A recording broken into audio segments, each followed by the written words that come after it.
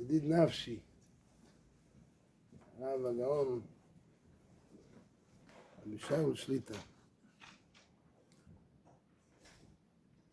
ציבור יקר, ברוך השם, מתכנסים בבתי כנסיות ובתי מדרשות. איך אומרים בתפילה של רב נחומיה בן הקנה, אנו משכימים והם משכימים. אנו משכימים לדברי תורה והם משכימים לדברים בטלים. אנו עמלים והם עמלים. אנו עמלים ומקבלים שכר, והם עמלים ואין מקבלים שכר. אז יש קושייה ידועה, מה פירוש הם עמלים ואין מקבלים שכר? מי שעובד, מרוויח. אתם מכירים מישהו שהולך לעבודה והוא לא מרוויח? הוא לא ילך לעבוד. הם עמלים, גם מקבלים שכר. למה אנו עמלים ומקבלים שכר, והם עמלים ולא מקבלים שכר? Alors, Rav va commencer par dire que c'est un privilège pour nous, et c'est quelque chose de louable qu'on se réunisse dans les Bate Midrashot, Bate Knisiot, pour écouter Divrei Hizouk. Et à cet égard, il ramène un enseignement, c'est une tfila, la tfila de Rabbi Yehuda ben Akana, qui est une tfila qu'on récite avant le limoud. Chaque fois, avant de faire le limoud, on commence par cette tfila.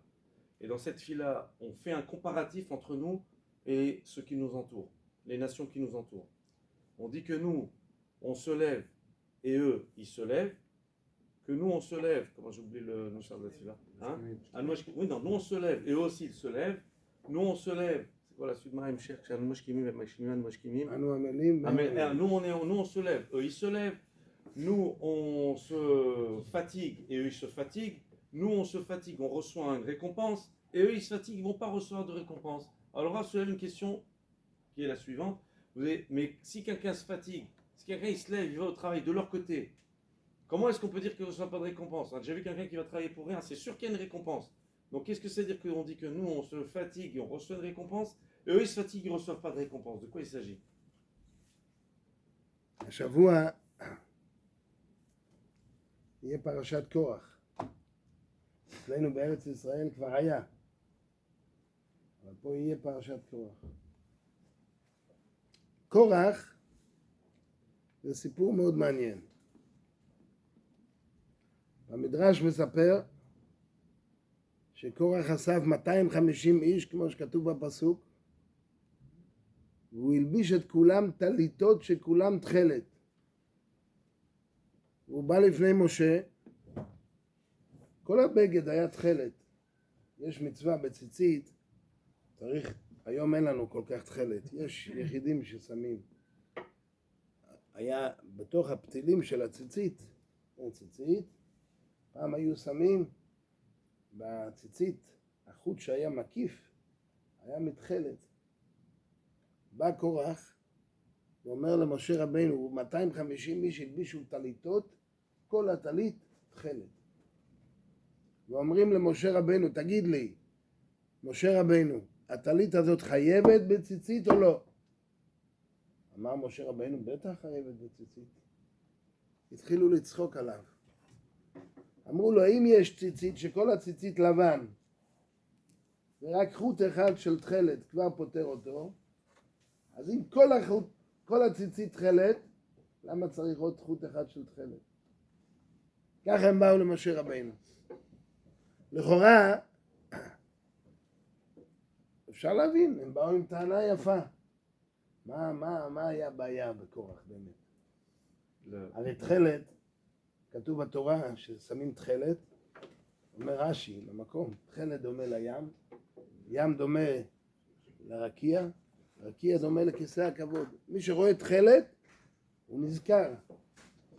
כל אחד שרואה תכלת נזכר בקדוש ברוך הוא. בשביל זה הולכים עם ציצית, אפילו בלי תכלת, לזכור את מצוות השם.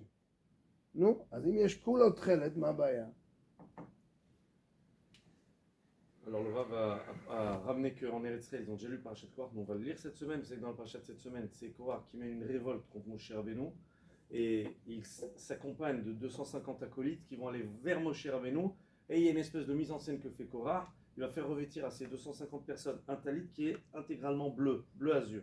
Or, vous savez que dans la mitzvah des tzitzit, il y avait le fil bleu, il y avait un fil bleu azur, celui qui sert à faire les tours que vous voyez dans les petits limes des tzitziot, il était bleu, il y avait un fil au milieu, et ils viennent voir Moshe Rabbeinu avec la fameuse question que ramène le Midrash, et lui disent, voilà, est-ce que ce talit doit porter aussi un tzitzit avec un fil bleu? Alors Moshe Rabbeinu répond, évidemment, évidemment. Et maintenant, ce que le Rav vient de dire, c'est, a priori, la question qu'il pose, c'est une bonne question. Parce que, quel est l'objectif, quelle est la raison d'être de ce fil bleu? Ce fil bleu, Rashi dit sur place, Rashi ramène un enseignement qui dit que le fil bleu ressemble à la mer, qui ressemble au ciel, qui ressemble au trône d'Akadosh Baruch Hu.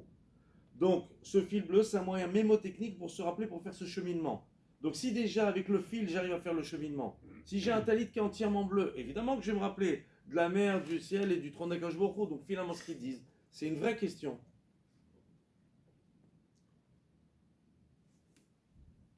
דרך אגב, רק בדרך אגב, בסוגריים, אחד הצדיקים אמר פעם, וראיתם אותו וזכרתם את כל מצוות השם.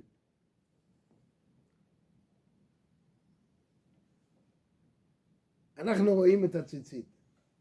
האם זה מזכיר לנו כל הזמן את מצוות השם? לפעמים רואים ציצית, כשרואים ציצית צריך לנשק ציצית, אבל למה לא נזכרים במצוות השם? הוא אמר, יש הלכה בגמרא שבן אדם צריך לדעת, זו הלכה חשובה. אסור לאדם להסתכל בבגדי נשים השטוחות בכותל. הגמרא אומרת אם זה אישה שהוא מכיר אותה. בגדים של אישה, לא אשתו ולא ביתו ולא אחותו, שתלויים על הכביסה או תלויים על הקיר, אסור להסתכל בזה. למה? אם הוא מסתכל בבגד, הוא יכול להיזכר באישה, וזה יעשה לו ערעור לא טוב. אז אותו צדיק אמר, מי ששאל אותו את השאלה הזאת, על איך נזכרים בציצית, הוא אמר, תגיד לי, אם מסתכלים בבגד, כבר נזכרים באישה, מה זה קשור? הוא אמר, תלוי איפה הראש נמצא. אם הראש נמצא בדברים של שטויות, של תאוות, אז אתה מסתכל בבגד, כבר נזכר באישה. אם הראש נמצא אצל בורא עולם, הראש נמצא קרוב, רוצה להתקרב לבורא עולם, אבל אנחנו פה, אנחנו לא כל כך קרובים. כל דבר קטן שרק רואים, ראיתם אותו, ברוך השם, זכרתם, נזכר בבורא קדוש ברוך הוא. כל דבר קטן מזכיר לו. אם הראש שלנו יהיה קרוב לקדוש ברוך הוא, כל דבר קטן נזכר. או זה רק בסוגריים. On va ramener entre parenthèses une question sur le fait du process qui fait que les tzitzit permettent à l'homme de se rappeler d'Akadosh Baruch Hu. Et il a ramené quelqu'un, c'est-à-dire qui pose une question, qui dit mais en quoi finalement le fait de voir les tzitzit ça rappelle Hachem? De voir des tzitzit, mais comment ça se fait? Qu'est-ce qui se produit dans l'homme qui va faire que l'homme il va voir les tzitzit, quoi, tout de suite il va se rappeler d'Akadosh Baruch Hu? Alors on ramène un din selon lequel un vêtement qui appartient à une femme qu'on connaît, qui n'est pas notre épouse, ni notre soeur, ni notre mère, ni notre fille, on n'a pas le droit de le regarder. Pourquoi? Parce que, évidemment, si on connaît cette femme, on regarde le vêtement va faire penser à la femme, et si un homme y pense à une femme, on sait très bien qu'il va avoir des mauvaises pensées. Alors en fait, ce tzaddik, il a répondu de la même manière. Il a dit, tout dépend où est-ce que l'homme a la tête. Si on a la tête dans des choses basses, des choses futiles, des choses de dépravation, alors évidemment, on voit quelque chose, ça nous ramène à ce qui est bas. Mais si ce qu'on a comme dans notre tête, on cherche Akadosh Baruch Hu, on aspire à voir Akadosh Baruch Hu, on aspire à être proche d'Akadosh Baruch Hu, alors même un petit fil, mais un petit quelque chose déjà, tout de suite, je vois le petit fil, comme on dit quand on aime, on comprend un demi-mot. Si j'ai envie, tout de suite, ça me ramène tout de suite à Hachem. Et si Chas Hachem dans l'autre sens, quelqu'un il a la tête dans les bêtises, alors un tout petit peu le ramène déjà à la bêtise. C'est juste un entre parenthèses. על כל פנים, מה היה הטעות של קורח? קורח, הוא בא עם השכל שלו. הוא בא עם השכל. תכלת, בשביל לזכור את הקדוש ברוך הוא. נו, יש לו טלית של תכלת, אפשר לזכור את הקדוש ברוך הוא. זה טעות גדולה. כשהקדוש ברוך הוא בהר סיני נתן למשה רבינו תורה ומצוות, מצווה זה כוח מיוחד. זה לא משהו שעובד לפי השכל שלנו. כשיהודי מקיים מצווה, כתוב שמצווה זה לשון צוותא, הוא נדבק לקדוש ברוך הוא. עכשיו מצוות, יש טעמים של מצוות, אבל לא זה המצווה עצמה, לא זה הסיבה של המצווה. יש כבר עוד כל מיני טעמים, לומדים להבין מה יש במצווה הזאת, לא זה המצווה. מה שהקדוש ברוך הוא מצווה זה מצווה. ואם זה מצווה, זה מקרב אותנו לבורא עולם. אתה יכול להביא לפה שיהיה כל הבית כולו עם תכלת. אם הקדוש ברוך הוא לא ציווה את זה, זה לא מצווה. ואם הקדוש ברוך הוא מצווה את זה, הקדוש ברוך הוא ציווה אפילו חוט קטן, לא חשוב. זה מצוות השם. כשבן אדם מקיים מצווה, הוא נדבק לקדוש ברוך הוא. כשבן אדם מקיים מצווה, המצווה משנה אותו. איך אומרים בתפילה כל יום? אשרי איש שישמע למצוותיך. מה זה ישמע למצוותיך? מה, המצוות מדברות? כן. יש מי שזוכה, אז הוא שומע את המצוות השם. הוא מבין מה זה מצווה. הוא מבין מה הקדוש ברוך הוא רוצה, מה הקדוש ברוך הוא ציווה, זה אני עושה. הקדוש ברוך אמר לא, אז לא. אין חוכמות. מצווה מקרב לבורא עולם. זה נקרא, והקדושה והכוח שיש במצוות. On vient d'expliquer que, au-delà des gestes, quand on fait certaines choses, il faut savoir que Korach pensait que, logiquement, il essaie d'envisager les choses avec logique. Si c'est un moyen mnémotechnique, la logique veut qu'il n'y a pas plus dans le fil que dans le vêtement. Mais ça, c'est une approche intellectuelle. Il faut savoir, et la notion les profonde ici à Botaï, ici on est en train de dire que dans les mitzvot, il y a un principe actif. Il y a quelque chose qui est un principe actif dans la mitzvah, au-delà des raisons qui sont données. Au-delà de la raison qui est donnée, il y a quelque chose d'insaisissable, qui est un principe actif de la mitzvah, qui fait tel que est l'origine même du terme mitzvah lui-même, c'est-à-dire mitzvah, c'est affiliable au mot tzavta, c'est-à-dire c'est quelque chose qui rapproche, qui colle, qui unit. C'est-à-dire qu'en fait il y a un principe actif dans la mitzvah, au-delà de la raison, de la compréhension qu'on pourrait donner, il y a un effet qui fait que l'homme s'en retrouve attaché à Akadosh Baruch Hu, collé à Akadosh Baruch Hu.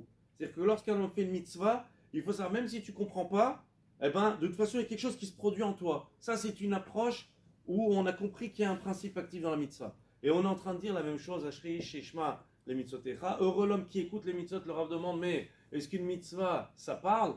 Non. Quelqu'un qui a compris que lorsque je vous donne une mitzvah, n'essaye pas de rentrer avec ton intelligence et ton intellect pour comprendre des raisons et juger si ça vaut la peine et quel est l'égard à tenir à ces choses-là. Sache que la mitzvah a un effet sur toi, elle te transforme, elle te rapproche d'Akadosh Baruch Hu. בתניא כתוב שבן אדם מקיים מצווה, מה קורה? מי מצווה את המצווה? הקדוש ברוך הוא. הקדוש ברוך הוא רוצה, עכשיו כל יהודי ויהודי שיש פה, בכל יהודי בכל העולם, הקדוש ברוך הוא עכשיו, איך כתוב? והיו הדברים האלה אשר אנוכי מצווך היום. עכשיו, הקדוש ברוך הוא רוצה שאני ואתה ואתם נקיים מצווה. שאנחנו נקום בבוקר ונניח תפילין. הוא רוצה את זה. עכשיו, אם אנחנו לוקחים את התפילין, ואנחנו שמים את התפילין על היד, מה אנחנו עכשיו עושים? אנחנו עושים את מה שהוא רוצה. אז אנחנו מתחברים, כמו שהוא נותן דוגמה. אם שתי אנשים מחזיקים חבל, אם אני מחזיק פה, הרב מחזיק פה, ואנחנו ביחד מחוברים. זה מחזיק פה, זה מחזיק פה. כל מצווה, זה רצון השם, אנחנו מקיימים את המצווה, לובשים ציצית. לא עושים מה שלא טוב לעשות. עושים מה שבורא עולם אומר, אז אנחנו מתחברים, אנחנו מחוברים יחד באותו דבר, המצווה מחברת אותנו. Le Rav ramène au nom du Tanya un enseignement selon lequel, lorsqu'un homme accomplit une mitzvah, il accomplit la volonté d'Akadosh Baruch Hu. Akadosh Baruch Hu veut quelque chose présentement, comme il est écrit dans le schéma, ce que j'ai te ordonné aujourd'hui, c'est-à-dire à chaque instant, chaque fois qu'on accomplit une mitzvah, sur le moment, on est en train de faire la volonté d'Akadosh Baruch Hu. C'est-à-dire qu'en fait, je fais ce geste, je mets les tzitzit, ou je mets les tefilines, à ce moment-là, je fais le ratzon d'Akadosh Baruch Hu, je fais la volonté d'Akadosh Baruch Hu, s'ensuit qu'il y a un lien entre Akadosh Baruch Hu et moi. De la même manière que deux personnes tiennent une corde, elles s'en trouvent liées.